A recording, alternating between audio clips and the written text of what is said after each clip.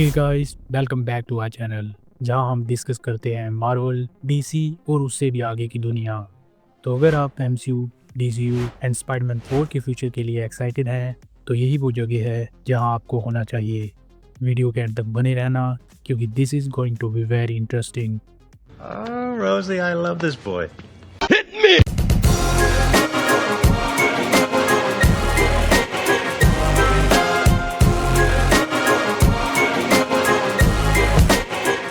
कुछ ऐसे रूमर्स आ रहे हैं कि मार्वल स्टूडियोज ने अपनी एक्स-मैन रीबूट मूवी के लिए जीन ग्रे के रोल को प्ले करने वाली एक्ट्रेस को ढूंढ लिया है। According to some insiders, Sadie Sink जो स्ट्रेंजर थिंग्स में अपने रोल के लिए फेमस हैं, वो जीन ग्रे के रोल के लिए टॉप कंटेंडर मानी जा रही हैं। सेडी सिर्फ 22 साल की हैं, तो इससे हमें एमसीयू के अपकमिंग म्यूटेंट्स की एज रेंज के बारे में काफ़ी कुछ पता चल जाता है। अगर सेडी सिंह जीन ग्रे के रोल को प्ले करती है तो ऑब्वियसली साइक्लोप्स और बाकी एक्समैन भी अर्ली 20s के आसपास ही होंगे। सो आई थिंक इससे एक्समैन टीम को एक फ्रेश और यंग टच मिल जाएगा जिससे यंगर ऑडियंस काफ़ी ज़्यादा रिलेट कर पाएगी। बट वेट, बात यहीं ख़त्म नहीं होती। कुछ इनसाइडर्स के अकॉर्डिंग मार्वल के पास ह्यू जैकमैन के वोल्वरिन के लिए लॉन्ग टर्म प्लान्स है। सीक्रेट वॉर्स के बाद भी उन्हें डेडपूल के साथ और भी टीम अप्स के लिए रखा जा सकता है। इसका मतलब ये है कि वोल्वरिन फ्यूचर में एमसीयू और म्यूटेंट सागा को जोड़ने के लिए की रोल निभा सकता है। इसके आगे बात करते हैं स्पाइडरमैन 4 की। तो कुछ न्यूज़ ऐसी आ रही हैं कि मार्वल स्टूडियोज और सोनी आन्या टेलर जॉय को इस मूवी में एक मेजर रोल के लिए कास्ट कर सकते हैं। According to some insiders, Anya 3 characters में से किसी एक का रोल निभा सकती हैं। ब्लैक कैट यानी कि फेलिशिया हार्डी, ग्वेन स्टेसी या फिर स्पाइडर वोमैन। सो अगर ब्लैक कैट और ग्वेन स्टेसी के रोल की बात करें तो अगर इन दोनों में से किसी रोल में हमें आन्या टेलर जॉय दिखती है तो वो टॉम हॉलैंड के पीटर पार्कर के सेम यूनिवर्स से ही होंगी।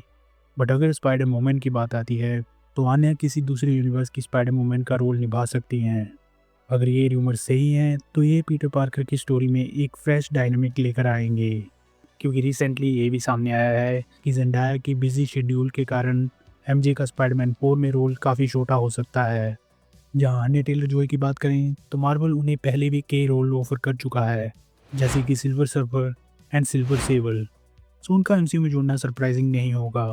आन्या एक टैलेंटेड एक्ट्रेस हैं और अगर वो फ्यूचर में किसी भी रोल में दिखती है तो उसको अच्छी तरह पुल ऑफ कर पाएंगी। जहाँ रिसेंटली स्पाइडरमैन 4 की प्रोड्यूसर एमी पास्कल ने भी कहा था कि इस मूवी की कास्टिंग को जल्दी ही कंफर्म कर दिया जाएगा। So let's move on to DCU.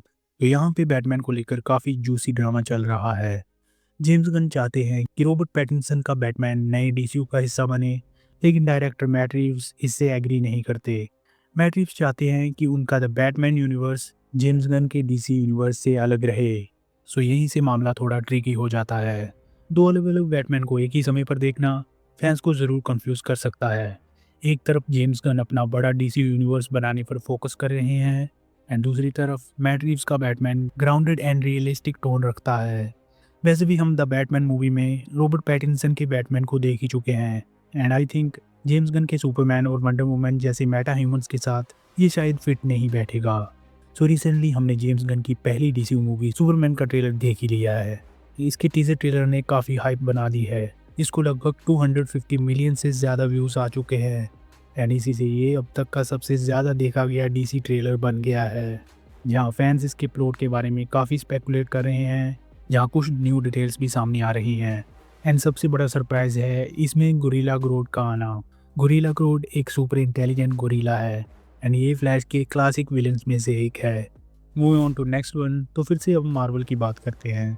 कुछ इनसाइडर्स का कहना है कि एक्समैन का रिबूट मल्टीवर्स सागा खत्म होने के बाद आएगा एंड ये मार्वल की म्यूटेंट सागा के पहले बड़े प्रोजेक्ट्स में से एक होगा। सो इसका मीनिंग यही निकलता है कि हमको एक्समैन ऑफिशियली एमसीयू के फेज 7 से पहले देखने को नहीं मिलेंगे। जहाँ फैंस अब इस बात पर डिबेट कर रहे हैं कि म्यूटेंट सागा का मेन विलन कौन होना चाहिए। कुछ का मानना है कि मिस्टर सिनिस्टर या फिर अपोकलिप्स बेहतरीन चॉइस हो सकते हैं। आई थिंक एक्समैन और अपोकलिप्स का एक ग्रैंड सिनेमैटिक शोडाउन देखने में काफ़ी मज़ा आएगा। What do you think, X-Men का पहला बिग बैड विलन कौन होना चाहिए? कमेंट्स में ज़रूर बताना। आगे बात करें स्पाइडरमैन के फ्यूचर की, तो हम जानते ही हैं कि स्पाइडरमैन नो वे होम ने मल्टीवर्स को इंट्रोड्यूस किया था एंड फैंस अब स्पाइडरमैन 4 में इसके एवोल्यूशन को देखने के लिए एक्साइटेड है। कुछ रूमर्स ऐसे हैं कि इस मूवी में मल्टीवर्सल एलिमेंट्स होंगे। पीटर पार्कर शायद अपने दूसरे वेरिएंट से या नए स्पाइडर हीरो से भी मिल सकता है। इसके अलावा एमसीयू में एक लाइव एक्शन माइल्स मोरालेस के शामिल होने की स्पेकुलेशंस भी है। जस्ट इमेजिन पीटर पार्कर अपने चैलेंजेस को फेस करते करते माइल्स को मेंटोर करे, तो ये स्टोरी में एक इमोशनल डेप्थ जोड़ सकता है एंड ये फ्यूचर की स्पाइडरमैन मूवीज़ का सेटअप भी बना सकता है। So that's it. ज़्यादा से ज़्यादा वीडियो को लाइक कर दो। सुपरमैन के ट्रेलर का ब्रीफ ब्रेकडाउन आपको इस वीडियो में देखने को मिल जाएगा, तो प्लीज़ इसे भी एक बार ज़रूर चेक कर लेना। एंड अकेले अकेले मज़े लेना काफ़ी गलत बात है, तो इसीलिए इस वीडियो को अपने दोस्तों से भी शेयर करो। एंड ऐसे ही मूवी अपडेट्स और सुपर हीरो न्यूज़ के लिए please make sure to subscribe my channel. मैं मिलता हूँ आपसे एक नई वीडियो में।